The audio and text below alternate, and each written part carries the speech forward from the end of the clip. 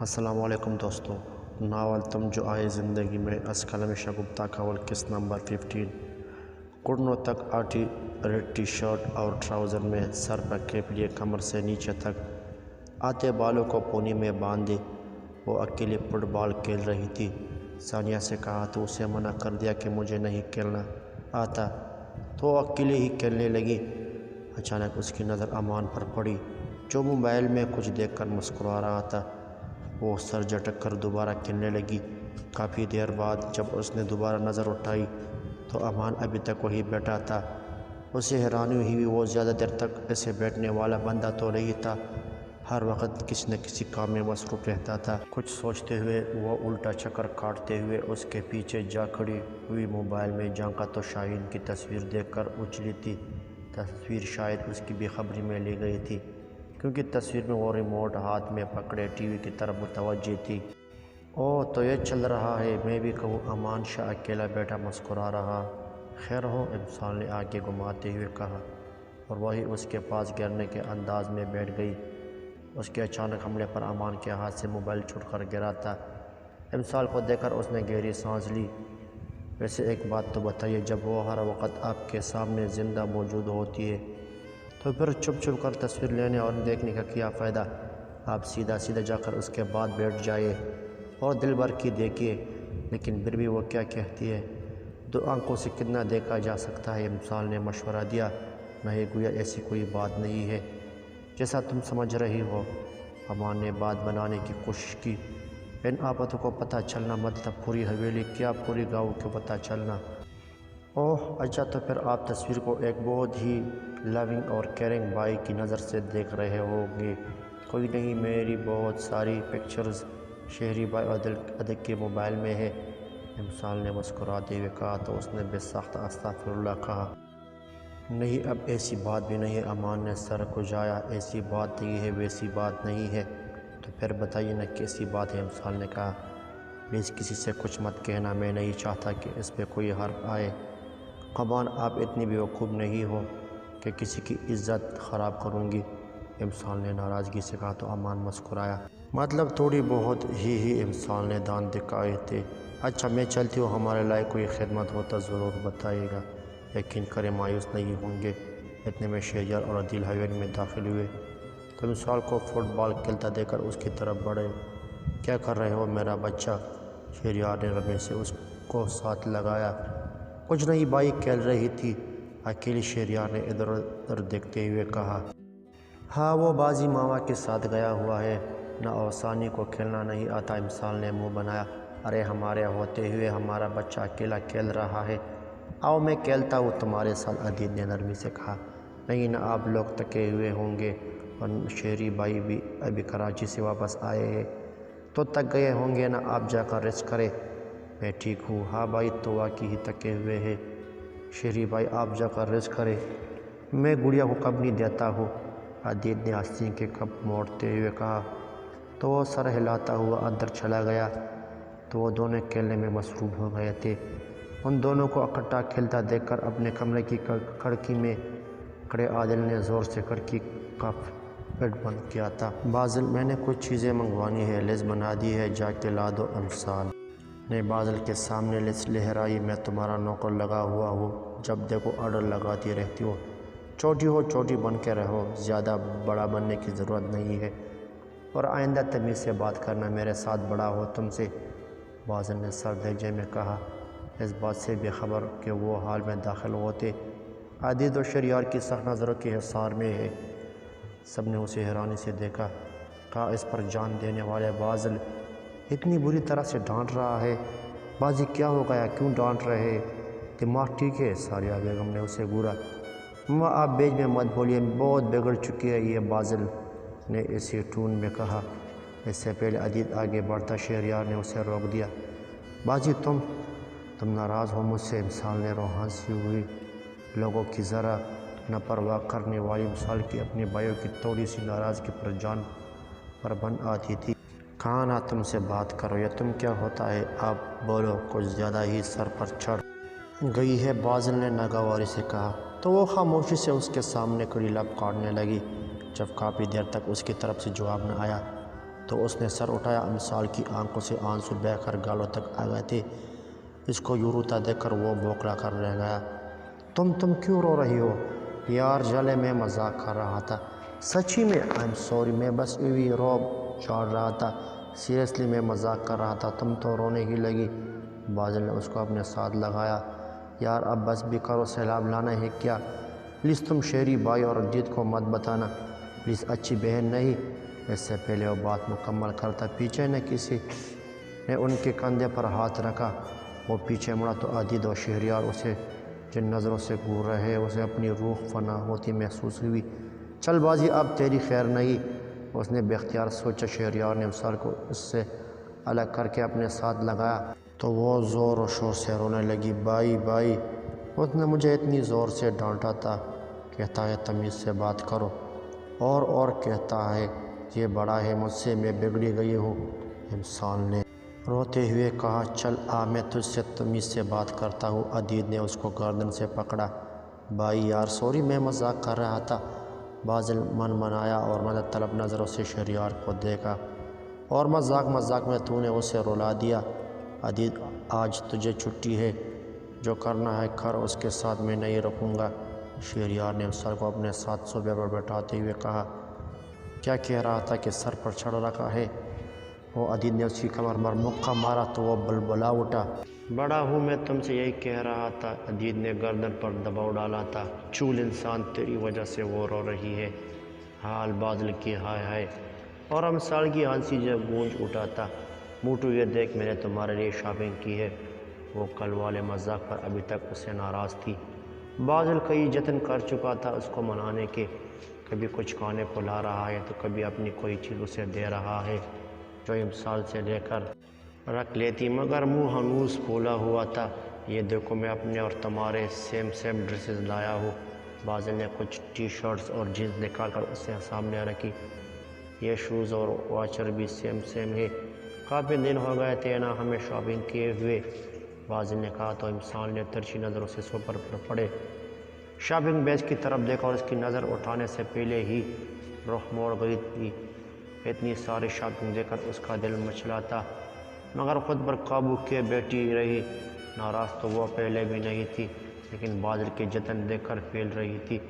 یہ دیکھو میں نے تمہارے لیے ساتھ میں میچنگ حجاب بھی لے ہے اور نیو ہیئر آئل بھی لایا ہوں، تمہیں پتہ ہے یہ انڈین میں بہت مشہور ہے، لاؤ میں تمہارے بالوں میں لگاؤں۔ بازل نے چیزیں سمیٹتے ہوئے ملازمہ کو دے دی کہ وہ امثال کے روم میں رکھ آئے اور خود آئل لے کر امثال کے بالوں میں لگانے لگا۔ اب تو معاف کر دو یار، میں نے بس مذاق کیا تھا، میں تم سے ناراض ہی کب تھی؟ امثال ہنسی۔ اور جو کل سے بات نہیں کر رہی تھی وہ کیا تھا؟ بازل نے اس کے بال کھینچے۔ وہ تو جب تم آگے پیچھے پھیر رہے تھے تو میں نے سوچا چلو تھوڑے سے نخرے اٹھوا ہی لیتی ہوں، امثال نے کہا تو وہ ہنس دیا۔ ریلنگ پر کڑا شہریار مسکراتے ہوئے اپنے کمرے کی جانب بڑھا۔ شاہ بی بی کل تو میں بال بچی ہوں، ملازمہ نے کہا۔ کیوں کیا ہوا؟ سوریہ بیگم پوچھا۔ وہ کل نہ مجھے چھوٹی شاہ بی بی نے پکڑ لیا تھا، امینا فریدہ سے بات کر رہی تھی تو انہوں نے سن لیا تھا، وہ تو امثال بی بی نے بچا لیا تھا، ورنہ مجھے تو لگا تھا کہ آج تو میں گئی۔ اچھا وہ کیسے؟ شاہ بی بی نے دلچسپی سے پوچھا تو ملازمہ نے اسے تفصیل بتانے لگی تو حاجرہ نے کچھ نہیں کہا۔ اسے حیرت ہے وہ تو اپنی بات میں کسی کی مداخلت برداشت نہیں کرتی ہے۔ ارے بی بی جی آج کل تو چھوٹی شاہ بی بی کی کایا ہی پلٹی ہوئی ہے، کہا وہ حویلی لڑکیوں کو اونچی آواز میں بات کرنے پر ڈانٹ دیتی تھی، اور کہا سارا دن حویلی میں امثال بی بی کے کھکھے گونجتے ہیں اور بے جان مسکرا دیتی ہے، اور آپ کو پتہ ہے اب تو شاہ صاحب بھی ان کی باتوں پر کہکہے لگاتے ہیں، تھوڑے ہی عرصے میں وہ سب کی لاڈلی بن چکی ہے، چاہے وہ کچھ بھی کرے کچھ بھی پہنے کوئی روک ٹوک نہیں کرتا۔ اچھا ایک بات بتاؤ، کیسی ہے امثال؟ کس پہ گئی ہے؟ شاہ بی بی نے اشتیاق سے پوچھا۔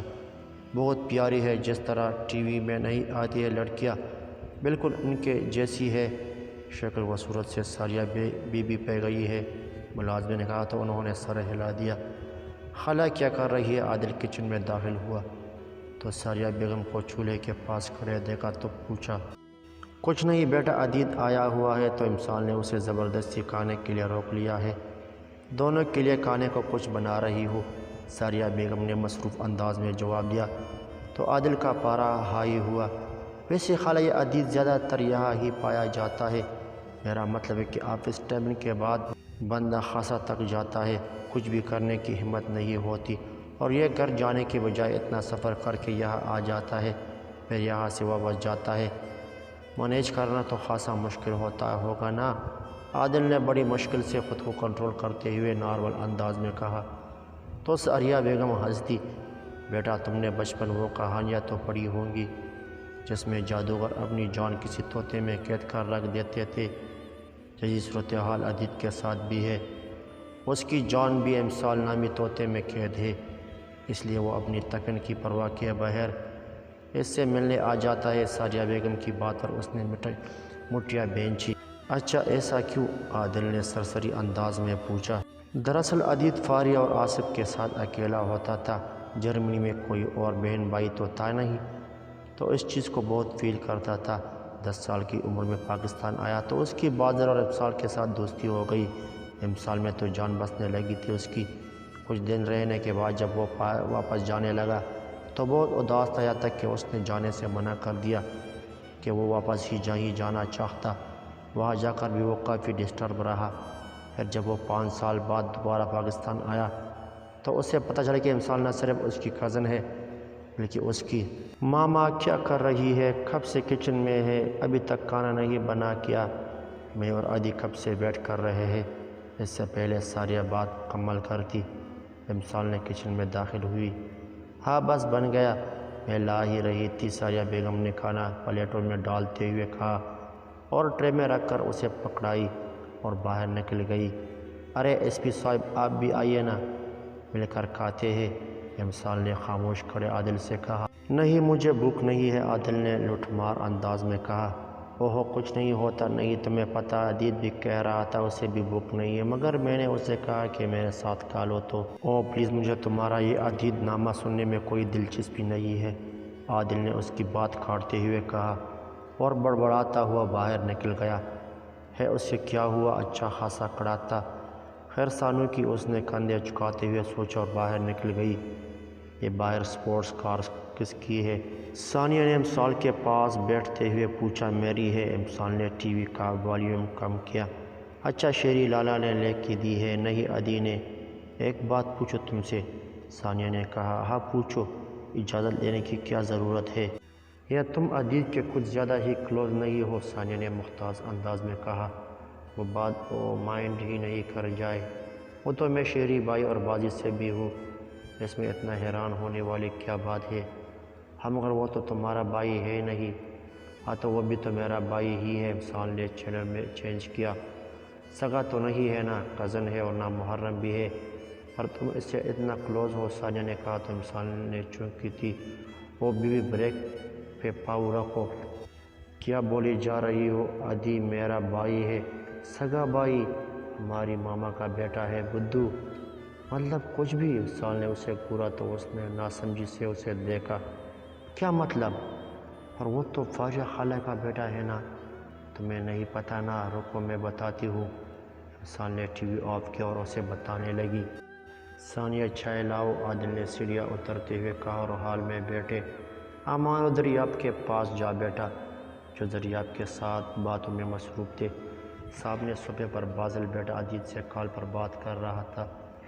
وہ 2 دن سے بزنس کے سلسلے میں دبئی گیا ہوا تھا۔ دونوں بہن بھائیوں نے اسے شاپنگ کی ایک لمبی لسٹ دی ہوئی تھی اور خاص ہدایت کی تھی کہ چیزیں سیم ہونے چاہیے جو لسٹ پر مینشن ہے، جس میں سے کچھ چیزیں اسے مل نہیں رہی تھی تو وہ بازل کو کال کر کے پوچھ رہا تھا کہ اب کیا کروں؟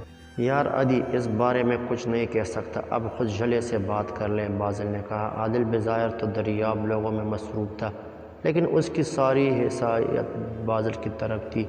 اتنے میں ثانیہ نے اسے چائے لا کر پکڑائی تو وہ پینے لگا۔ اچھا اسے بلاؤ، میں خود بات کرتا ہوں، عدی نے کہا تو بازل نے ملازمہ کو اسے بلانے بھیجا۔ ملازمہ نے جیسے ہی اسے بتایا کہ عدید کا فون ہے تو وہ بھاگتی ہوئی کمرے سے نکلی۔ امسال کو ننگے پاؤں عجلت میں تقریباً بھاگنے کے سے انداز میں آتا دیکھ کر عادل کو آگ ہی لگ گئی تھی۔ مطلب ایسی بھی کیا ایکسائٹمنٹ کہ بندہ جوتا پہنا بھی بھول جائے، یہی سوچتے ہوئے اس کا ازلی غصہ آسمان کو چھونے لگا۔ یہ چائے بنائی ہے تم نے؟ ایسے بناتے ہیں؟ اتنی کڑوی، عادل نے ڈانٹتے ہوئے کہا، اور کچھ بھی سوچے سمجھے بغیر اس نے چائے کا کپ زمین پر پٹکا تھا۔ وہ سب جو عادل کو کئی دن بعد اپنے پرانے روپ میں دیکھ کر حیران تھے، امسال کی چیخ سے ہوش میں آئے۔ گرم چائے کے چھینٹے تیزی سے آتے ہوئے امسال کے پاؤں پر گرے تھے، اور کپ کی ایک بڑی کرچی اس کے پاؤں پر چبھی تھی۔ پاگل ہو گئے ہے کیا؟ آپ کو نظر نہیں آ رہا تھا کہ وہ سامنے سے آ رہی ہے؟ ژالے تم ٹھیک ہو؟ بازل نے فون وہی پھینکتا بے اختیار اس کی طرف بڑھا تھا۔ دوسری طرف فون پر اس کی چیخ سن کر عدید بے چین ہوا تھا۔ امسال پیر پکڑے وہی بیٹھ گئی۔ خون ماما، ژالے کے پاؤں سے خون نکل رہا ہے۔ بازل امسال کے پاؤں کے تلوے سے فرش پر بہتا خون دیکھ کر بدحواس ہوا تھا۔ عادل غنوخی کی طرح کبھی روتے ہوئے امسال کو دیکھ رہا تھا تو کبھی اس کے پاؤں کو جس میں صرف تیزی سے خون بہہ رہا تھا بلکہ جلنے کی وجہ سے سرخ بھی ہو رہا تھا۔ فرسٹ ایڈ باکس لاؤ، سب سے پہلے امان ہوش میں آیا۔ اس میں پٹی نہیں ہے بازل نے، تمہاری گاڑی میں فرسٹ ایڈ باکس ہے؟ ہاں، اس نے سر ہلا دیا۔ تو جاؤ لے کر آؤ نا۔ کیا لے کر آؤ؟ بازل نے چہرے پر ہاتھ پھیرا۔ دریاب جاؤ، تم لے کر آؤ۔ دریاب نے اس کی حالت دیکھتے ہوئے دریاب سے کہا، ریلیکس، وہ ٹھیک ہے، تھوڑی سی چوٹ لگی ہے۔ دریاب نے اسے صوبے پر بٹھاتے ہوئے کہا تو بازل نے ہائپ دماغی سے ہلا دیا۔ ہیلو بازی، سن رہے ہو؟ کیا ہوا؟ امسال کو کیا ہوا؟ کیوں چیخی تھی؟ فون پر عدید کی مسلسل آواز آ رہی تھی۔ بازل کی طرف سے کوئی جواب نہ پا کر اس نے کال کاٹی اور دوبارہ نمبر ملایا۔ زمین پر پڑے موبائل کی بیل بجی۔ زروان اٹھا کر بازل کو دیا تو اس نے اٹینڈ کرتے ہوئے کان سے لگایا۔ ہیلو بازل، کیا ہوا امسال کو؟ وہ ٹھیک ہے نا؟ دوسری طرف سے عدید کی بے چین آواز سنائی دی۔ بھائی وہ ٹھیک نہیں ہے، اس کا پاؤں چوٹ لگی ہے، خون بہہ رہا ہے۔ بازل نے اٹکتے ہوئے بات مکمل کی۔ میری بات کرواؤ۔ بھائی وہ رو رہی ہے، کیسے بات کرے گی؟ امسال سے زیادہ بازل کی حالت خراب ہو رہی تھی۔ چوٹ لگی کیسے؟ عدید نے پوچھا۔ بھائی وہ عادل بھائی نے کپ پھینکا تھا تو چائے اور کپ کی کرچیاں اس کے پاؤں پر لگی۔ بازل نے اپنی آنکھیں رگڑی۔ ماما درد ہو رہا ہے؟ امسال کی روتی ہوئی آواز سنائی دی تو عدید نے فون کاٹ دیا۔ ارے میری بیٹی، ابھی پٹے کرے گی نا تو ٹھیک ہو جائے گا۔ ساریہ بیگم نے اس کا گال چوما۔ امسال میں کانچ نکالنے لگا ہو تو تھوڑا درد ہوگا، بس آنکھیں بند کر لو اپنی۔ ٹھیک ہے، امان نے کہا اور کانچ احتیاط سے کھینچ کر نکالا تو اس کی چیخ بلند ہوئی تھی۔ یہ مرہم لگاتے ہی تھوڑا سا جلے گا، تم پلیز زیادہ مت چیخنا، ابھی تو تمہاری پہلی والی چیخ میری کانوں میں گونج رہی ہے۔ ایسا نہ ہو کہ میں بہرا ہو جاؤں اور سوائے تمہاری چیخوں کے اور کچھ سنائی ہی نہ دے۔ یار ابھی تو میری شادی بھی نہیں ہوئی ہے، مجھے کوئی اپنی بیٹی بھی نہیں دے گا کہ لڑکا بہرا ہے اور چیخوں کے سوا کچھ نہیں سن سکتا۔ امان نے اس کا دھیان بٹانے کے لیے مذاق کیا، جس پر وہ نم آنکھوں سمیت ہنسی۔ دبئی کے ہوٹل میں بیٹھا عدیل مسلسل اپنی پیشانی رگڑ رہا تھا۔ امسال کی چھوٹ وہ اس کو روتا سن کر اس کا بس نہیں چل رہا تھا کہ وہ اڑ کر پاکستان پہنچ جائے۔ بازل کا ہونا نہ ہونا ایک برابر تھا۔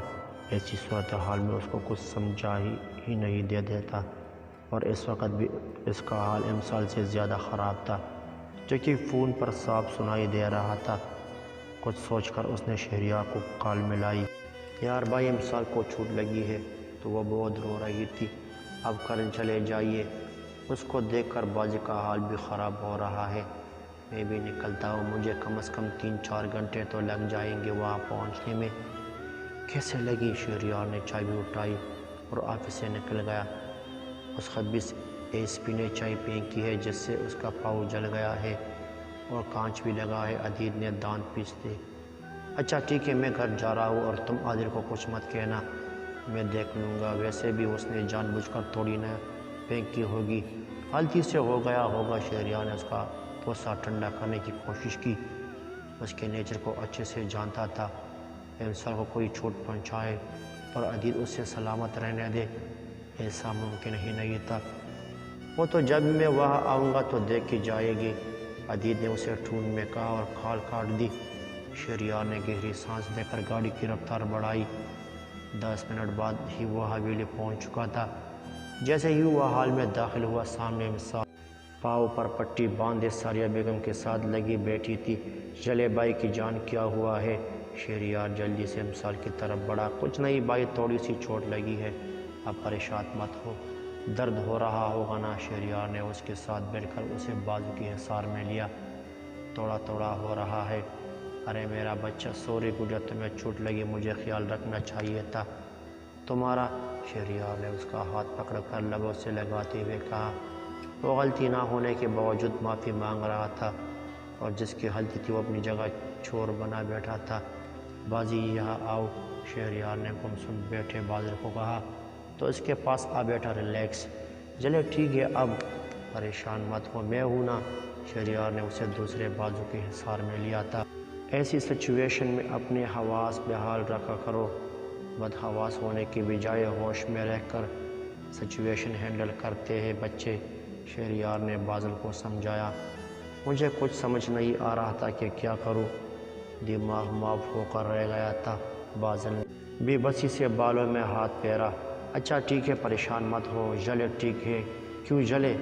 ویسے بھی ہمارا جلے شاہ بہت بہادر ہے، یہ چھوٹی موٹی چوٹیں اس کا کچھ نہیں بگاڑ سکتے، ہے نا؟ شہریار مسکراتے ہوئے مثال کو کہا تو اس نے زور سے سر ہلا دیا تھا۔ اتنے میں شہریار کا فون بجا، دیکھا تو عدید کا نمبر تھا۔ ہاں بولو عدید، شہریار نے فون کان سے لگایا۔ کیسی ہے جلے؟ عدید کی آواز سنائی دی۔ یار وہ ٹھیک ہے، پریشان مت ہو، میں 2 گھنٹے میں پہنچ جاؤں گا، آپ ڈرائیور کو ایئرپورٹ بھجوا دیجیے گا۔ عدید نے کہا، ارے نہیں، تمہیں آنے کی ضرورت نہیں ہے، میں ہوں نا یہاں، تمہاری آج میٹنگ ہے نا تو وہ اٹینڈ کرو اور آرام سے آ جانا۔ شہریار نے اسے منع کرتے ہوئے کہا، نہیں بھائی، مجھے چین نہیں آئے گا، اور ویسے بھی میں اس وقت ایئرپورٹ پر ہوں، ٹیم کو لوگ دیکھ لیں گے میٹنگ۔ عدید نے کہا، کیا مطلب؟ یہ تو تمہارا ڈریم پروجیکٹ تھا نا، تو تم ٹیم پر کیسے چھوڑ کر آ سکتے ہو؟